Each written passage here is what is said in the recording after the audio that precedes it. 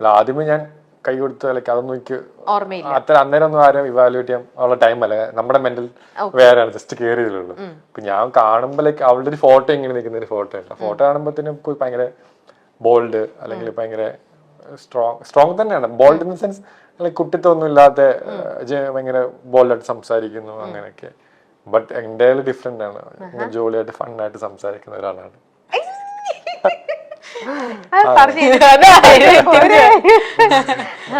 ശ്രീതു ഭയങ്കര ഭയങ്കര ഒരു എന്താ പറയാ കുട്ടിത്തം ഭയങ്കരമായിട്ടുള്ള എനിക്ക് പേഴ്സണലി എന്താ പറയാ ഇപ്പം അടുത്ത ആളെ ഉപദ്രവിച്ചിട്ട് അവിടെ കയറി നിക്കണം എന്നൊന്നും ഇല്ല. അതെനിക്ക് അറിയാം. അതിൽ ശ്രീതുവിൽ ഒട്ടും ഏറ്റവും നെഗറ്റീവായിട്ട് തോന്നുന്നത് എന്താ ആ ഒരു ക്യാരക്ടറില്? നെഗറ്റീവ് ആൻഷ്യസ് ആവും കുറെ പെട്ടെന്ന് എങ്ങനെ എന്തെങ്കിലും ചെറിയ കാര്യങ്ങൾ ഉണ്ടെങ്കിലൊക്കെ അവൾ തന്നെ സോൾവ് ചെയ്യും.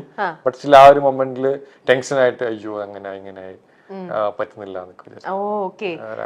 അങ്ങനെ എത്ര ദിവസം അങ്ങനെ ടൈമിന് പെട്ടെന്ന് ആവും, പിന്നെ അത് പോകും, അന്നേ പോകും. പിന്നെ വെളിയിൽ കാണിക്കില്ല. വെളിയിൽ കാണിച്ചില്ലേലും മറ്റുള്ളവർക്ക് മനസ്സിലാവുന്നുണ്ടല്ലോ. ഇല്ല, അർജുനക്ക് മേ ബി മനസ്സിലായില്ല, പക്ഷെ ഞാൻ കാണിക്കില്ല. ഓക്കെ, മാക്സിമം അങ്ങനെ നിങ്ങളുടെ ലൈഫിലേക്ക് ഏറ്റവും കൂടുതൽ ഇൻഫ്ലുവൻസ് ചെയ്തിട്ടുള്ള ഏതെങ്കിലും ആക്ടേഴ്സോ അല്ലെങ്കിൽ ഇന്നൊരാളുടെ എല്ലാ മൂവീസും ഒരു സ്റ്റഡി മെറ്റീരിയൽ എന്നുള്ള രീതിയിൽ തന്നെ ആണെങ്കിലും അങ്ങനെ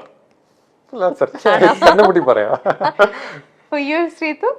എനിക്ക് ഓരോരുത്തരുടെ കിട്ടിയും ഒന്നൊന്ന് നമ്മൾ കത്തിക്കാന്ന് ഞാൻ വിചാരിക്കുന്നു. ഓരോരുത്തരും ഓരോ ഡിഫറെന്റ് ആയിട്ട് തന്നെ ഉണ്ടാവുമല്ലോ. സോ എനിക്ക് ലൈക്ക് ഓരോരുത്തർ മലയാളം മൂവീസും തമിഴ് മൂവീസും കാണാനും മോസ്റ്റ്ലി തമിഴാണ്. സൂര്യ സാർ വേണമെങ്കിൽ ഞാൻ പറയാം. ഓക്കെ, ഏറ്റവും കൂടുതൽ ഇഷ്ടം. വേറെ എന്തൊക്കെയാണ് നിങ്ങൾ നല്ലൊരു സിനിമയിലേക്ക് അല്ലെങ്കിൽ നല്ലൊരു കഥാപാത്രം ചെയ്യാൻ വേണ്ടിട്ട് നിങ്ങൾ നിങ്ങളെ തന്നെ എന്തൊക്കെ ചെയ്തിട്ടാണ് ട്രെയിൻ ചെയ്തുകൊണ്ടിരിക്കുന്നത്? ഞാൻ ഈ പറയുന്നത് മാത്രം കഥാപാത്രത്തിലേക്ക് ആയിട്ടില്ല, ജസ്റ്റ് അല്ല എന്നാലും നിങ്ങൾ എയിം ചെയ്യുന്നത് അത് തന്നെയാണ്. ഞാൻ ഇപ്പോൾ ചെയ്തുകൊണ്ടിരിക്കുകയാണ് ഒരു മൂവി. അപ്പൊ അതെനിക്ക് ബിഗ് ബോസിൽ നിന്നാണ് വന്ന ഒരു മൂവിയാണ്, ജിത്തു സാറിന്റെ. പറയാൻ പറ്റുമോ? അത് ആസിഫ് അലി അപർണ അവരെല്ലാം ചെയ്യുന്ന ഒരു പടത്തില് ഷൂട്ടിംഗ് കഴിഞ്ഞോ? അല്ല, ഓൺ ഗോയിങ് ആണ്, നടന്നുകൊണ്ടിരിക്കുന്നത്. എനിക്ക് ബ്രേക്ക് ആണ്. അപ്പം അതിലെനിക്ക് ലേണിംഗ് ആണ്, ഫുൾ ലേണിംഗ് ആണ്. അത് അത്ര വലിയ ക്രൂവിന്റെ കൂടെ ചെയ്യുന്നു. ഇതിൽ നിന്ന് ചെയ്തോണ്ട് എനിക്ക് അവിടെ പോകുമ്പോൾ കുറച്ചൊക്കെ അറിയാൻ പറ്റി. Everyday learning process. അതിപ്പം ഇന്ന ആളൊന്നുമില്ല, ഓരോ ആൾക്കാരൊന്നും കേൾക്കുന്നത്. പേഴ്സണലി ഞാൻ ലാൽ സാറിന്റെ ഞാൻ അഡ്മയർ ചെയ്യുന്നൊരു മനുഷ്യനാണ്. അപ്പം അങ്ങേര് പറയുന്ന നല്ല കാര്യം ഞാൻ ഫോളോ ചെയ്യാൻ നോക്കും. അല്ലെങ്കിൽ എനിക്കറിയില്ല, എനിക്ക് ഭയങ്കര ഇഷ്ടമാണ്. നമ്മുടെ ഒരു പ്രത്യേക ഒരു ഇതാണല്ലോ ലാലേട്ടൻ. എനിക്കറിയില്ല, ഇപ്പം ഞാൻ ഭയങ്കരമായിട്ട് മിസ് ചെയ്യുന്നുണ്ട്. എനിക്ക് ബിഗ് ബോസിൽ അട്രാക്ട് ചെയ്ത വീക്കെൻഡ് എപ്പിസോഡ് ലാസ്റ്റ് സാർ ഒന്ന് മിണ്ടാൻ പറ്റുന്നുണ്ട്. അതൊരു ഭയങ്കര മൊമെന്റ് ആണ്. One of the reason Lal sir തന്നെയാണ്. അപ്പം എനിക്കൊരു ഫാൻ ബോയ് അല്ലെങ്കിൽ നമുക്ക് അവിടെ പോയി ലാൽ സാറിന് സംസാരിക്കുക അല്ലെങ്കിൽ ശാസനം കേൾക്കുക അല്ലെങ്കിൽ തമാശ പറയുക, ചിരിക്കുക, അതൊക്കെ എത്ര പേർക്ക് കിട്ടും? അല്ലെങ്കിൽ അങ്ങനത്തെ ഒരു ഞാൻ കൂടെ വർക്ക് ചെയ്തപ്പോൾ എനിക്ക് അത്ര കിട്ടുമെന്ന് എനിക്കറിയില്ല.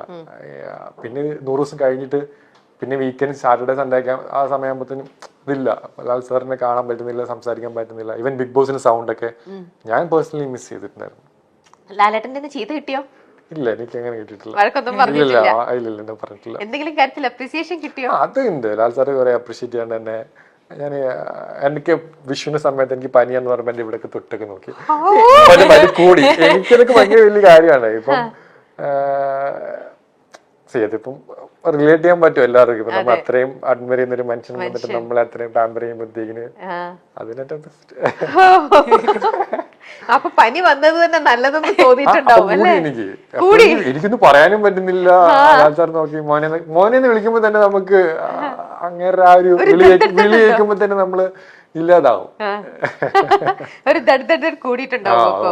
ഉറപ്പായിട്ടും. അപ്പൊ അടുത്തിരിക്കാനൊക്കെ ആണെങ്കിൽ ലാൽ സാറിന്റെ കൈ പിടിച്ച മൊമെന്റിലൊക്കെ ആണെങ്കിൽ ഞാൻ അതൊരിക്കലും എന്റെ ലൈഫിലെ ഏറ്റവും ബെസ്റ്റ് ടൈം ഞാൻ ബിഗ് ബോസ് ചെയ്യുന്ന ടൈമാണ്.